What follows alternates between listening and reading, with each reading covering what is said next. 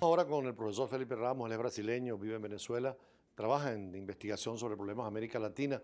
Un comentario sobre esta situación de México, porque ahí es el problema del narcotráfico, pero es el terrorismo, es la delincuencia organizada, incluso complicidad de mecanismos de gobierno. Desde Brasil, que es tan importante la perspectiva, ¿cómo ven esa situación de México?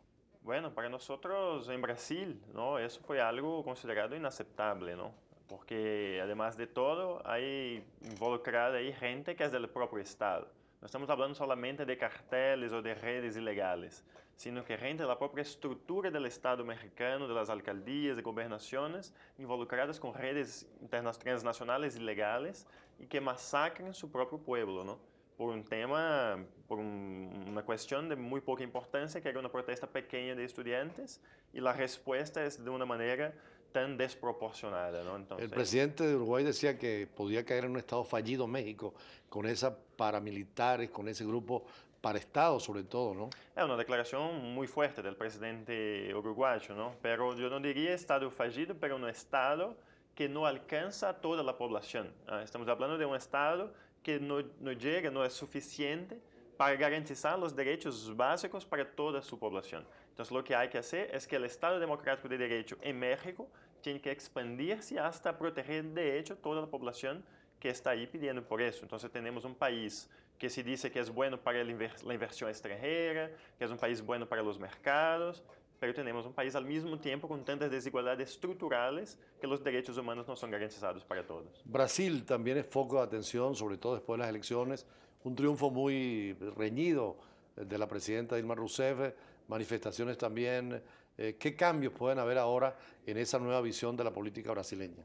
Bueno, estamos ahí en el diseño justamente de la agenda del próximo mandato de la presidenta Dilma, en el cual el reto es justamente crear una nueva gobernabilidad luego de elecciones con un resultado tan pequeño de la brecha entre los dos candidatos, ¿no? Entonces tenemos una oposición seguramente más fuerte, más cohesionada, con una agenda que va a intentar impulsar lo que pese no haber ganado la elección, con un Congreso más conservador, aunque estuvieron ahí las protestas en junio de 2013, que fueron protestas de sentido progresista, en lo que la gente exigía más derechos y más inversión social. Ella ha prometido, la presidenta Dilma Rousseff, cambios fundamentales, sobre todo en materia económica, ¿no? En materia económica y en materia política. Estamos hablando en materia económica. Brasil hoy está justamente en los periódicos de Brasil el déficit de la balanza comercial brasileira. Entonces es necesario ver un ajuste ahí económico fuerte en Brasil y al mismo tiempo la agenda política, de la agenda de la reforma política que la presidenta planteó de hacer ahí por una forma de plebiscito que movilice e involucre a la gente también, ¿no? Entonces, dos agendas difíciles de ver una conciliación.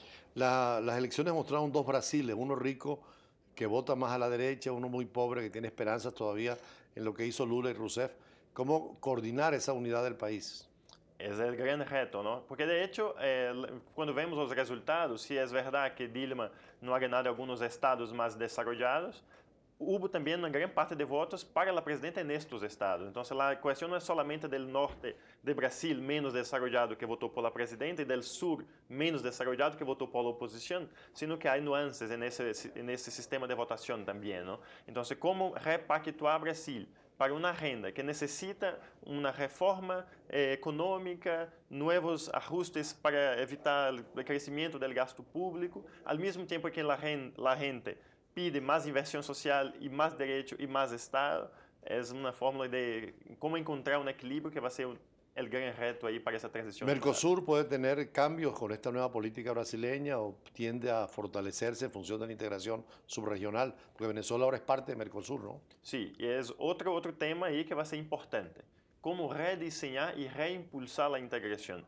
En los primeros mandatos ahí del presidente Lula, desde 2003 hasta 2010, la agenda de la integración fue muy bien hecha, muy bien sucedida, con éxitos muy fuertes, porque teníamos en el mundo, en la coyuntura internacional, los altos precios de las commodities, ¿no? Entonces, con el impulso, el crecimiento económico de los países, no solamente de Brasil, fue más fácil hacer todo un proyecto, por ejemplo, de la IRSA, de los proyectos de infraestructura en Sudamérica, y ahora tenemos una reducción del crecimiento chino, de la demanda china por commodities, la baja de los precios, la caída del precio del petróleo también que impacta la economía venezolana. Entonces, dada esta nueva dinámica, esa nueva coyuntura internacional, hay que repensar, pensar en nueva estrategia y reimpulsar la integración con otras bases, ¿no? Brasil, junto con Argentina y junto con otros países, trabaja también en esa dirección, ya no solamente de Mercosur, sino de UNASUR y la CELAC. Y la CELAC tenemos una dificultad a añadir, ¿no? Que es un bloque casi hemisférico. Es muy difícil coordinar todos los pequeños países de Centroamérica y del Caribe, con las posiciones que países que tienen más influencia norteamericana.